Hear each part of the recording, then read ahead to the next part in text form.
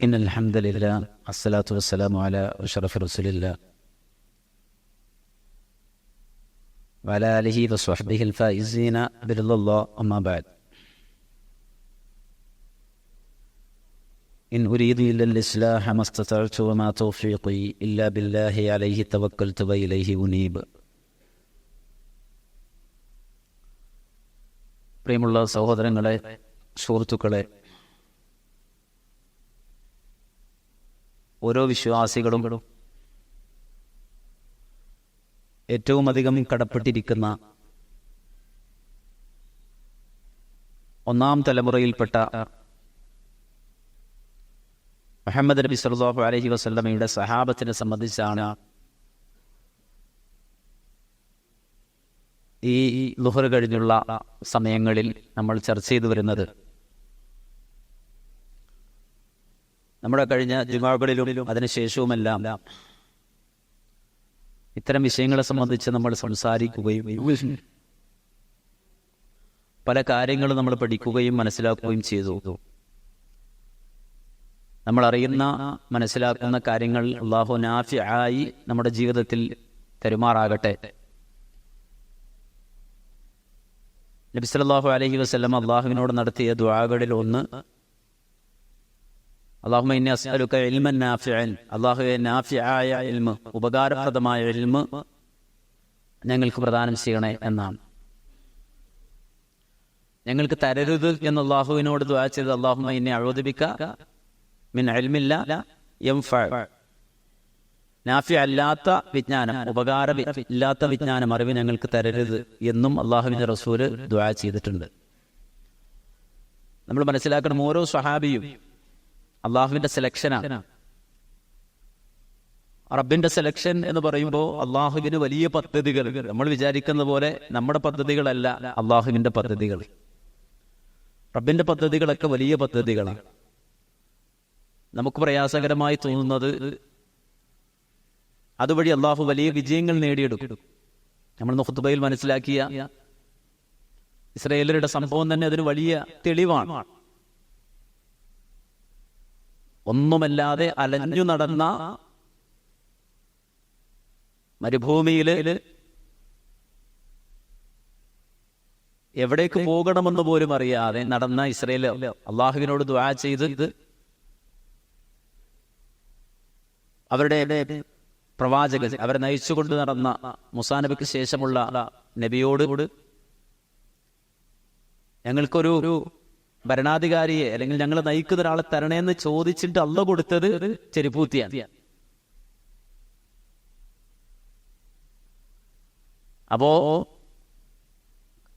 നല്ല കരുത്തുള്ള ഒരു അമീറിനെ അള്ളാഹു അവർക്ക് അധികാരം നൽകി മലിക്കാക്കി കൊടുത്തിട്ട് അവരിലൂടെ റബ്ബ് സുബ്ഹാനഹു വ തആല പരീക്ഷിച്ചിട്ട് തീക്ഷ്ണമായ അവസ്ഥയിലൂടെ അവരെ കൊണ്ടുപോയി. അതാണ് ജോർദാൻ നദിക്ക് കടന്ന് ആ ചെറിയ 300 ചില്ലാനം വരുന്ന ആളുകൾ നടത്തിയ യുദ്ധത്തിലാണ് ആ കാലത്തെ സ്വേച്ഛാധിപതിയായ ജാലൂത്ത് വധിക്കപ്പെടും. ഖുർആൻ പറഞ്ഞില്ലേ, ഖതല ദാവൂദു ജാലൂത്ത, മഹാനായ ദാവൂദ് നബിയാണ് ജാലൂത്തിനെ കൊല്ലുന്നത് ആ യുദ്ധത്തിൽ. നമ്മൾ സുലൈമാൻ നബിയെ പറ്റി പറയാറ്. സുലൈമാൻ നബി ആരാ? സുലൈമാൻ അലൈഹി സ്വലാത്തു വസ്സലാം വലിയ ഭരണാധികാരിയായ, മനുഷ്യരെ മാത്രമല്ല ജിന്നുലോകത്തെ അടക്കം അടക്കി വാണ, പക്ഷിമൃഗാദികളുടെ മേൽ പോലും ആധിപത്യമുള്ള വലിയ പ്രവാചകനാണ് സുലൈമാൻ നബി. സുലൈമാൻ നബി ദാവൂദ് നബിയുടെ മകനാണ്. ദാവൂദ് നബിയുടെ അധികാരം അനന്തരമെടുത്ത ആളാണ് ആര്? സുലൈമാൻ നബി. സുലൈമാൻ നബിന് ദാവൂദ്, ആ ദാവൂദിന് അലൈഹിസ്സലാം അദ്ദേഹത്തിന് ഭരണം കിട്ടിയത് എങ്ങനെയാണ്? ഈ നേരത്തെ പറഞ്ഞ സംഘം യുദ്ധം ചെയ്ത് കിട്ടിയതാണ് ആർക്കുള്ള ഭരണം? ദാവൂദ് അലൈഹി സ്വലാത്തു വസ്സലാം. അതാണ് അള്ളാഹുവിന്റെ പ്ലാൻ. റബ്ബിന്റെ പ്ലാൻ എന്ന് പറഞ്ഞാൽ വലിയ പ്ലാനുകളാണ്. അതിന് നിയോഗിക്കപ്പെടുന്ന മനുഷ്യരുണ്ട്, അതിനു വേണ്ടി നിയോഗിക്കപ്പെടുന്ന മനുഷ്യരുണ്ട്.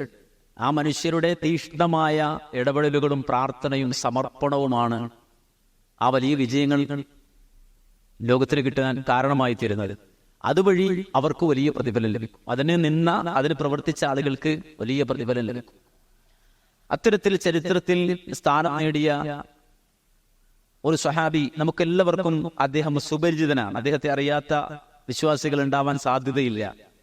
അദ്ദേഹത്തിന്റെ പേരാണ് അബ്ദുല്ലാഹിബിൻ ഉമ്മു മക്തൂം. അബ്ദുല്ലാഹിബിൻ ഉമ്മി മക്തൂം എന്നാണ് അദ്ദേഹത്തിന്റെ പേര്. അബ്ദുല്ലാഹിബിൻ ഉമ്മി മക്തൂം മക്കിയാണ്, ഖുറൈശിയാണ്, മക്കക്കാരനാണ്, ഖുറൈശിയാണ്. നബി സല്ലല്ലാഹു അലൈഹി വസല്ലമയുമായി കുടുംബ ബന്ധമുള്ള ആളാണ്. മാത്രമല്ല ഫഖദ് കാന ഇബ്ന ഖാലി ഉമ്മിൽ മുഅ്മിനീന ഖദീജ ബിൻത് ഖുവൈലിദ് റളിയല്ലാഹു തആല. റസൂലുള്ളാഹിന്റെ ഭാര്യ ഖദീജ ബിൻത് ഖുവൈലിദ്, ഖദീജ ബീവിയുടെ അമ്മാവന്റെ മോനാണ്. ആര്? അബ്ദുല്ലാഹിബ്ൻ ഉമ്മു മക്തൂം.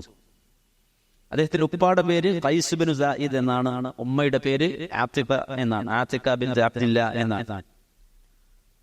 അറബികൾ കുഞ്ഞ് സ്വീകരിക്കാറുണ്ട്. നമുക്കൊക്കെ എത്ര പേരുണ്ട്? നമുക്ക് എത്ര പേരുണ്ട്?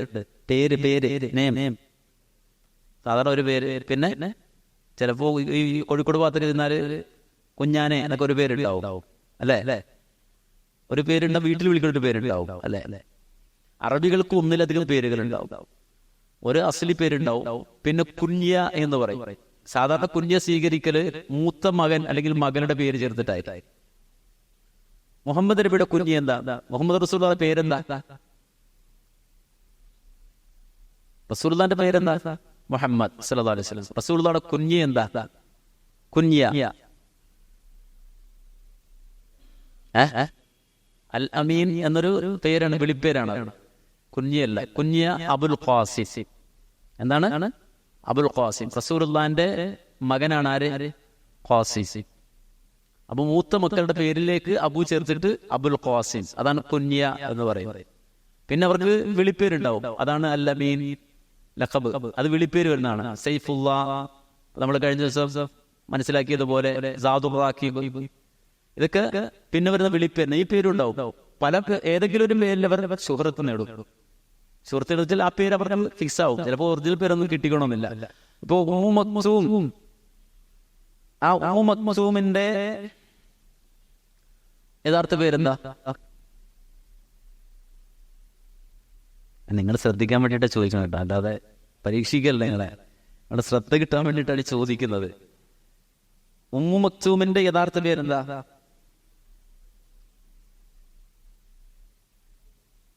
അന്ന് പറഞ്ഞോ, അബ്ദുല്ലാഹിബ്നു ഉമ്മു മക്തൂം അല്ലേ? അബ്ദുല്ല. പക്ഷെ യഥാർത്ഥത്തിൽ അദ്ദേഹത്തിന്റെ പേര് അതുമല്ല എന്നാണ്. അദ്ദേഹത്തിന്റെ യഥാർത്ഥ പേര് അംർ എന്നാണ്. അംർ എന്നോ ഹുസൈൻ എന്നോ ആണ് യഥാർത്ഥ പേര്. ചരിത്രകാരന്മാർ അതിൽ സംശയിക്കുന്നുണ്ട്. അംർ എന്നോ അല്ലെങ്കിൽ ഹുസൈൻ എന്നോ ആണ് അദ്ദേഹത്തിന്റെ വീട്ടിലെ പേര്. Original name. നബിയാണ് അദ്ദേഹത്തിന് അബ്ദുള്ള എന്ന പേരിടുന്നത്. നബി ഇട്ട പേരാണ് എന്ത്? പഴയ പേര് മാറ്റി നബി ഇട്ട പേരാണ് അബ്ദുള്ള എന്നുള്ളത്. അവരുടെ ഉമ്മ ഇട്ട കുഞ്ഞിയാണ് ഉമ്മു മക്തൂം, ഉമ്മു മക്തൂം എന്നുള്ളത്.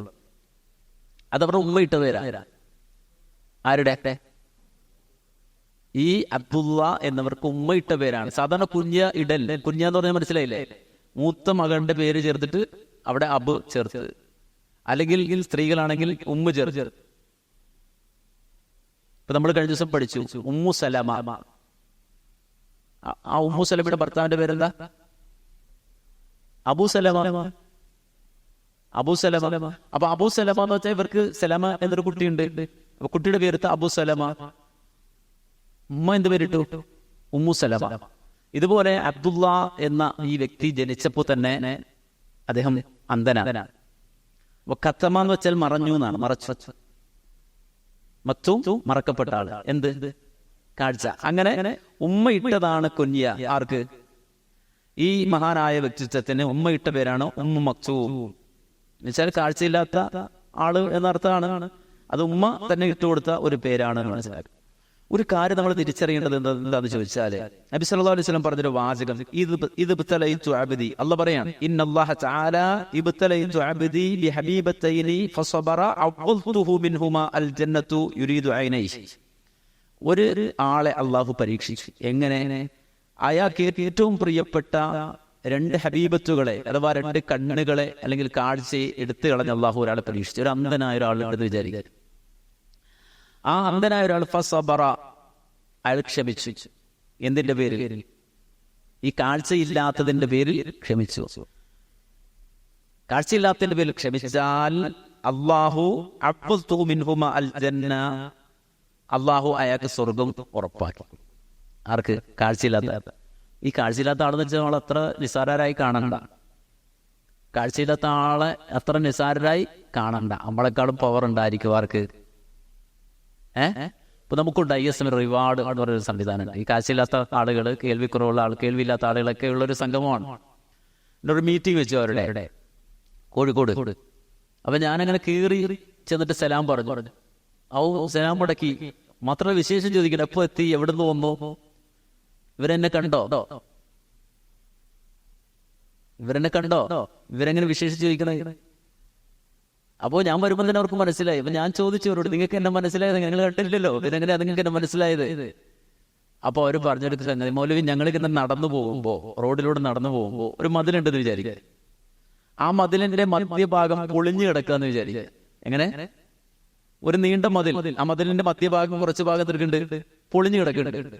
എങ്കിൽ ഞങ്ങളിങ്ങനെ നടന്നു പോകുമ്പോൾ ഞങ്ങൾക്ക് മനസ്സിലാവും ഈ അടുത്ത ഭാഗത്തെ മതിൽ എന്തിരിക്കുകയാണ്, പൊളിഞ്ഞു കിടക്കുകയാണ്. അവർക്ക് മനസ്സിലാവുന്ന. ചിലപ്പോൾ നമ്മൾ പോലും ശ്രദ്ധിക്കൂല, കാഴ്ചയുള്ള നമ്മൾ ശ്രദ്ധിക്കൂല ഇത് പൊളിഞ്ഞിടക്കാണല്ലേ എന്നുള്ളത്. പക്ഷെ അവർക്കത് മനസ്സിലാവും, ഈ ഭാഗം, ഈ മതിലിന്റെ ഈ ഭാഗം പൊളിഞ്ഞിടക്കാണ്. അവർക്കത് എക്സ്പീരിയൻസ് ഉണ്ട്. അവർക്ക് തൊപ്പ് കൂടി, ശരീരത്തിന്റെ തൊലി കൂടി അവർ കണ്ണിന് പകരം പ്രവർത്തിച്ചുകൊണ്ടിരിക്കും. അപ്പോ പിന്നെ അവർക്ക് വർണ്ണങ്ങൾ കാണാൻ കഴിയുന്നില്ല. വർണ്ണങ്ങൾ കാണാൻ കഴിയില്ല എന്ന് പറഞ്ഞാലും ചില കവികൾ അത്ഭുതമാണ്. അറബി ലോകത്ത് ചില കവിതയിലൊക്കെ നമുക്ക് കാണാൻ കഴിയും. മാനത്ത് മിന്നിത്തിളങ്ങുന്നത് പോലെ അവന്റെ പടവാൾ വെട്ടിത്തിളങ്ങി. ഒരു കവിതയിലുള്ള വജിയ. ഈ കവിത എഴുതിയ ആൾ അന്ധന. ഇയാളിങ്ങനെ മാനത്തെ നക്ഷത്രത്തെ കണ്ട്. ഇതുപോലെയാണ് വാൾത്തലപ്പുകൾ ഒരതിയാലെ സ്പാർക്ക് ഉണ്ടാവില്ല. രണ്ട് വാൾ തമ്മിൽ ഇങ്ങനെ പൊരുതുമ്പോ തീ പാറൂലേ, അതിനയാൾ ഉപമിക്കുകയാണ്. ഈ രണ്ട് വാളുകൾ തമ്മിൽ ഉള്ള ആ ഒരു സ്പാർക്ക് ഉണ്ടാവുമ്പോ പാറുന്ന തീയകൾ ഉപമിക്കുകയാണ്. ആകാശത്തെ നക്ഷത്രങ്ങളെ പോലെയാണ് ഇത്. രണ്ട് ഇയാളെങ്ങനെ കണ്ടത്? ഇത് എഴുതിയ ആള് അന്ധനാണ് എന്നറിയുമ്പോഴാണ് ആ കവിതക്ക് തീഷ്ണത കൂടുന്നത്. അപ്പൊ ഇങ്ങനെ ഈ കണ്ണില്ലാത്ത ആളുകൾ ഒരുപാട് അത്ഭുതങ്ങൾ സൃഷ്ടിച്ച ആൾക്കാരാണ്. പക്ഷെ അള്ളാഹു അവർക്ക് കൊടുത്തൊരു ഓഫറാണ്. ആ രണ്ട് ഹബീബത്തുകളെ അഥവാ കാഴ്ചയെ അള്ളാഹു എടുത്ത് ഇതിന്റെ പേരിൽ അവർ ക്ഷമിക്കുകയാണെങ്കിൽ അതിന് പകരം അള്ളാഹു അവർക്ക് സ്വർഗത്തിൽ സംവിധാനം ഒരുക്കും എന്നുള്ളതാണ്. മാത്രമല്ല നമ്മുടെയൊക്കെ അനുഭവത്തിൽ എന്ന് വെച്ചാൽ എന്തെങ്കിലും ഒരു വൈകല്യമുള്ള ഒരാളെ കാണുമ്പോൾ ഒരു കുറവായി കാണാനുള്ളത് നമ്മുടെ ഒരു ഇപ്പോഴത് കുറേശ്ശെ ഇപ്പോഴും മാറിയിട്ടില്ല പൂർണ്ണമായി. ഒരു വൈകല്യമുള്ള ആളെ ഒരു കുറഞ്ഞ ആളായി, ഒരു പോരായ്മയുള്ള ആളായി കാണുന്ന ഒരു സ്വഭാവം ഉണ്ട്. പക്ഷെ ഇവിടെ ദീനിന്റെ ഒരു ഇടപെടൽ എന്നുള്ള നിലക്ക് നമ്മൾ മനസ്സിലാക്കേണ്ടത് യഥാർത്ഥത്തിൽ ഈ വ്യക്തി, ഈ പറയപ്പെടുന്ന നമ്മുടെ സ്മര്യ പുരുഷൻ, അദ്ദേഹം ശുഹറത്ത് നേടുന്നത് പോലും എങ്ങനെയെന്ന് ചോദിച്ചാൽ വിശുദ്ധ ഖുർആനിൽ 16 ആയത്തുകൾ ആർക്ക് വേണ്ടി മാറ്റിവെച്ചത്? എത്ര ആയത്ത്? 16 ആയത്ത് ആർക്കു വേണ്ടി മാറ്റിവെച്ചു? ഈ മനുഷ്യന് വേണ്ടി 16 ആയത്തുകൾ മാറ്റിവെച്ചു. അത് മാറ്റിവെക്കാനുണ്ടായ സംഗതി കാര്യമൊക്കെ നമുക്ക് എല്ലാവർക്കും അറിയാം. നബി സല്ലല്ലാഹു അലൈഹി വസല്ലമ ഈ ദീനിന്റെ തുടക്ക കാലഘട്ടത്തിൽ ഖുറൈശി പ്രമുഖരായ, അവിടുത്തെ സദീദായ, അവിടുത്തെ വലിയ നേതാക്കന്മാരും ശക്തന്മാരുമായ ആളുകളോട് നബി സല്ലല്ലാഹു അലൈഹി വസല്ലം വളരെ ഹിർസില്, വളരെ താല്പര്യത്തോടെ സംസാരിച്ചുകൊണ്ടിരിക്കുന്ന സന്ദർഭത്തിലാണ് ആര് കയറി വരുന്നത്? അബ്ദുല്ലാഹി ഇബ്നു മക്തൂം കയറി വരുന്നത്. അതെന്ന് വെച്ചാൽ ചെറിയ ആൾക്കാരൊന്നുമല്ല, നേരെ മറിച്ച് ഉത്ബത്ത് ഇബ്നു റബിയ. ഉത്ബത്ത് റബിയ എന്ന് വെച്ചാൽ ഖുറൈശികളുടെ തലമൂത്ത ആൾക്കാരാണ്. പിന്നെ അയാളുടെ സഹോദരൻ ശൈബത്ത് ഇബ്നു റബിയ, റബിയയുടെ മകൻ ശൈബ. അംർ ഇബ്നു ഹിശാം. അംർ ഇബ്നു ഹിശാം ആരാ? അബൂജഹൽ. പിന്നെ ആരാ? അംർ ഇബ്നു ഹിശാമിന് അബൂജഹൽ എന്ന് പേര്. അംർ ഇബ്നു ഹിശാമിന് അറബികളിട്ട പേര്, അവിടെ കൂട്ടുകാരിട്ട പേരാണ് അബുൽ ഹിക്കം, വിവരസ്ഥൻ എന്നാണ്. ഹിക്കം എന്ന് വെച്ചാൽ വിജ്ഞാനത്തിന്റെ ആള്. നബി ഓർക്കേണ്ട പേരെന്താണ്? അബൂജഹൽ എന്ന. മുസ്ലിം ലോകം ഓർക്കേണ്ട പേര് അബൂജഹൽ. യഥാർത്ഥ പേര് അംർ ഇബ്നു ഹിശാം. ഉമയ്യത്ത് ഇബ്നു ഖലീദ്, ഉമയ്യത്ത് ഇബ്നു ഖലഫ്, വലീദ് ഇബ്നു മുഗീറ. വലീദ് ഇബ്നു മുഗീറ ആരാ? അറിയോ? വലീദ് ഇബ്നു മുഗീറ അറിയോ? ആരാ? ഖാലിദ് റളിയല്ലാഹു അൻഹു വാപ്പ. ഖാലിദ് ബിനു വലീദ്. ഈ ഖാലിദ് ബിനു വലീദിന്റെ വാപ്പ ബദറിൽ പോയ ആളാണ്. ബദറിൽ പൊട്ടക്കിണറ്റിൽ പോയ ആളാണ്. ആര്? ഖാലിദ് ബിൻ വലീദിന്റെ വാപ്പ. അപ്പോ ഖാലിദ് ബിൻ വലീദിന്റെ വാപ്പ എന്ന് പറയുമ്പോൾ തന്നെ ആടും മികവൊക്കെ നമുക്ക് മനസ്സിലാവും. ഇങ്ങനെയുള്ള പ്രഗത്ഭരായ ആളുകളുമായി ഇരുന്ന് നബി കാര്യപ്പെട്ട് നബിയുടെ ഹെർസ് എന്താന്ന് വെച്ചാൽ ശദീദുൽ ഹെർസ് എന്ന് വെച്ചാൽ ഇവരെങ്ങനെങ്കിലും മുസ്ലിം ആണ്. കാരണം എന്ന് വെച്ചാൽ ഇവരും വന്നു കഴിഞ്ഞാൽ അവരുടെ കൂടെ കുറെ ആൾക്കാർ ദീൻ സ്വീകരിക്കുന്ന ആ അങ്ങേറ്റം ഹെർസോടെ താല്പര്യത്തോടെ വേറൊരു താല്പര്യം നബിക്കുണ്ടായിട്ടില്ല. നബി ഇങ്ങനെ സംസാരിച്ചുകൊണ്ടിരിക്കുമ്പോ ആര് കയറി വന്നു? ഇദ്ദേഹം ഇസ്ലാം നമുക്കില്ലാത്തൊരു ഗുണമാണ്. നമ്മൾ ഇന്ന് വരെ ദീൻ പഠിപ്പിക്കണമെന്ന് പറഞ്ഞു വന്നിട്ടില്ല. എനിക്ക് ദീൻ പഠിക്കണം. വളരെ കുറച്ച് ആളുകളാണ് ദീൻ പഠിക്കാൻ വേണ്ടി വരിക. ദീൻ പഠിക്കണം എന്ന് പറഞ്ഞു വരിക. തർക്കിക്കാൻ വരുന്നു. തർക്കിക്കാനല്ല. ഇസ്ലാം, എനിക്ക് ഇസ്ലാമിനെ കുറിച്ച് പറഞ്ഞു. എനിക്ക് ഇസ്ലാമിനെ കുറിച്ച് പഠിക്കണം. അങ്ങനെ വളരെ റയറാണ് ആളുകൾ വരില്ല. വളരെ കുറച്ച് ആളുകളാണ് വരില്ലേ. പക്ഷെ പലപ്പോഴും നമ്മൾ അതിന് വേണ്ടിയിട്ട് ശ്രദ്ധിക്കാറില്ല. ഇപ്പൊ ഞാൻ ഒരാളെ പരിചയപ്പെട്ടപ്പോൾ അദ്ദേഹം മുസ്ലിമായ ആളാണ്. ഏതാണ്ട് 20-22 വയസ്സായപ്പോൾ അയാൾ മുസ്ലിം ആയതാണ്. അയാൾ നമ്മുടെ ഒരു സ്ഥാപനം നടത്തിയപ്പോൾ അവിടെ പഠിക്കാൻ വന്നു. അയാൾ എഴുതി തന്നൊരു ഇതെന്താന്ന് വെച്ചാല് അയാള് അഭിപ്രായം എഴുതി തന്ന അയാളുടെ അനുഭവം എക്സ്പീരിയൻസ് എഴുതി തന്നപ്പോൾ അയാൾ അതിനകത്ത് എഴുതി വെച്ചാല് ഈ ദീൻ 20 വയസ്സ് 22 വയസ്സായപ്പോൾ ഞാൻ സ്വീകരിച്ചു. പക്ഷേ എനിക്ക് പഠിക്കാൻ, ദീൻ സ്വീകരിച്ച ഒരാൾക്ക് പഠിക്കാൻ എവിടെയാണ് എനിക്ക് ദീൻ പഠിക്കാൻ അവസരം ഉണ്ടായത്? അതിന് എവിടെ പോയിട്ട് ഞാൻ പഠിക്കണം എന്നുള്ള ആ പ്രയാസത്തിലായിരുന്നു ഞാൻ. ആകെ നമ്മൾ മൗനത്തിൽ 2 മാസം 3 മാസം ഒരു കോഴ്സ് ഉണ്ട്. നിസ്കാരമൊക്കെ പഠിപ്പിച്ചു കൊടുക്കണം, അത്തയ്യാത്തൊക്കെ പഠിപ്പിച്ചു കൊടുക്കുന്ന കോഴ്സ്. ഇത് കഴിഞ്ഞൊരു കുട്ടിയോ നമ്മളൊരു കുട്ടി നമ്മുടെ വീട്ടിൽ വളരുന്ന ഒരു മോനാണെങ്കിൽ അവൻ 5ാം ക്ലാസ് 6ാം ക്ലാസ് ഒരു മദ്രസ പഠനം അല്ലെങ്കിൽ സ്കൂളിൽ അതിനനുസരിച്ച് പഠനമുള്ള സ്ഥലത്തൊക്കെ 20 വയസ്സുള്ള ആൾ മുസ്ലിമായാൽ അയാൾക്ക് അവിടെ പഠിക്കണം.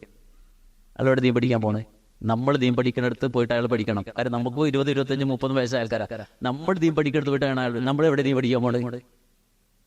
നമ്മളെവിടെ ദീൻ പഠിക്കാൻ പോണേ? ദീൻ പഠിക്കാൻ പോകാറുണ്ടോ നമ്മൾ? നമുക്ക് വെറുതെ അറിയില്ല എന്നുള്ളതും അറിയില്ല. അതാണ് നമുക്കത് അറിയില്ല എന്നുള്ളതും അറിയില്ല. അതാണ് ഏറ്റവും വലിയ വിവരക്കേട് എന്ന് പറഞ്ഞത്. എനിക്കൊരു കാര്യം അറിയില്ല എന്നുള്ള അറിവ് ഇല്ലാതെ പോകുമ്പോഴാണ് ഏറ്റവും വലിയ ജഹ്ലു മുറക്കബ് എന്ന രൂപത്തിലാണ്. ഇവിടെ ഇദ്ദേഹത്തിന്റെ പ്രത്യേകത, നബിയുടെ അടുക്കലേക്ക് ഓടി വന്നത് അഖ്ബിർനി അനിൽ ഇസ്ലാം ഔ അല്ലിംനി അനിൽ ഇസ്ലാം. നമ്മളൊരു കാര്യത്തിൽ ഏറ്റവും ശ്രദ്ധയോടെ വർക്ക് ചെയ്തിരിക്കുന്നത്. നമ്മൾ വേണ്ട വലിയ വർക്കൊന്നും വേണ്ട. നമ്മുടെ ഓർഡറിലേക്ക് ഒരു ബൾബ് ഇടുക എന്ന് വിചാരിക്കുക. അപ്പൊ മോൻ വന്നിട്ട് കാലം വെച്ച് വലിക്കുന്നത് വിചാരിക്കുക. എന്താ സംഭവിക്കുക? നമ്മൾ തട്ടുപുറത്ത് കയറിയിട്ട് ഒരു ബൾബ് ഇട്ടുകൊണ്ടിരിക്കുകയാണ്. അപ്പൊ എന്താ, മോൻ വന്നിട്ട് ഇങ്ങനെ കാല് പിടിച്ച് വലിക്കുകയാണ്, അല്ലെ ഇവിടെ മുണ്ടി പിടിച്ച് വലിക്കാന്ന് വിചാരിക്കുക. എന്താ സംഭവിക്കുക? നമുക്ക് ദേഷ്യം വരും അല്ലേ? അത് മോനോട് സ്നേഹമില്ലാത്തതുകൊണ്ടാണോ? മക്കളോട് സ്നേഹമില്ലാത്തതുകൊണ്ടാണോ? നമ്മുടെ ഒരു കാര്യത്തിൽ സുഖലായി നിൽക്കുമ്പോൾ നമ്മുടെ ശ്രദ്ധ മുഴുവൻ അപ്പോൾ ഒരാൾ വന്നു കഴിഞ്ഞാൽ നമുക്കത് പെട്ടെന്നൊരു ഇറിറ്റേഷനോ അല്ലെങ്കിൽ പെട്ടെന്ന് നമ്മൾ പ്രതികരിക്കും അതിനോട്. ഇത്രേ നബി ചെയ്തിട്ടുള്ളൂ.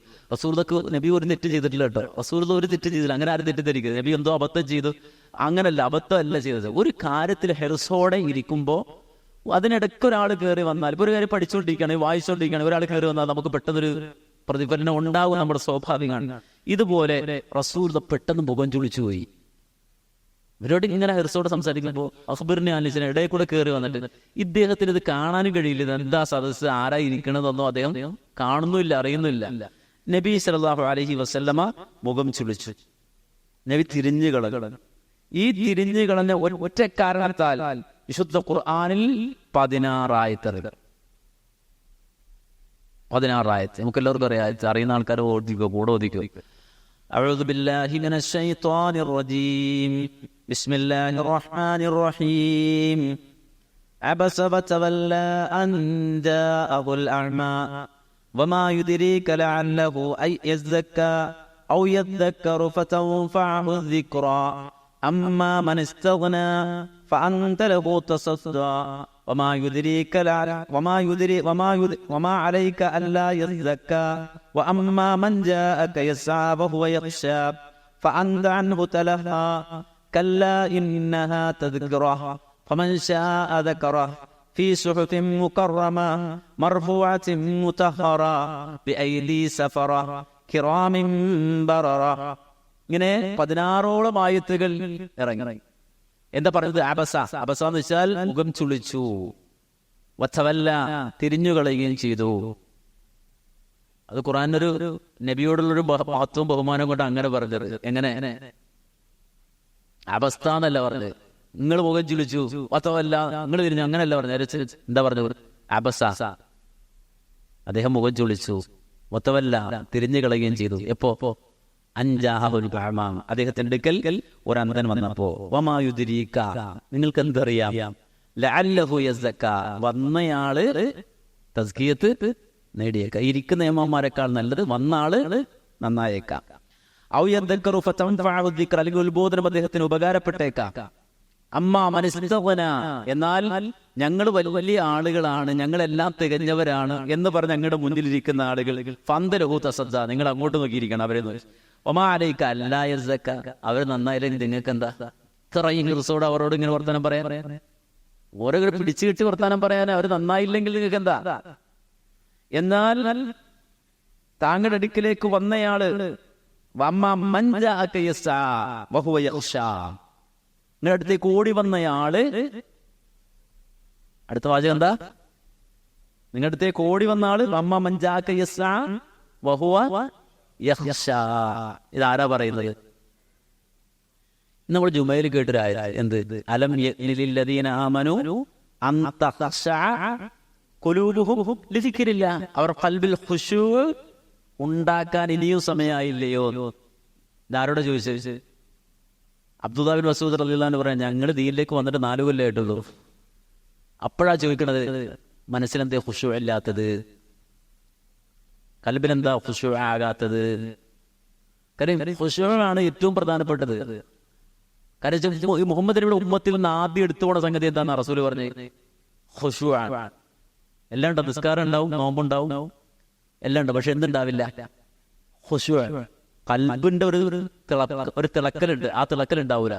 കൽബിന്റെ ഒരു തിളക്കമുണ്ട്, ആ തിളക്കം ഉണ്ടാവൂല. അപ്പോ നമുക്കും ഉണ്ടാകുമോ നമ്മൾ പേടിക്കുന്ന സംഗതി ഉണ്ട് എന്ന് പറയണം.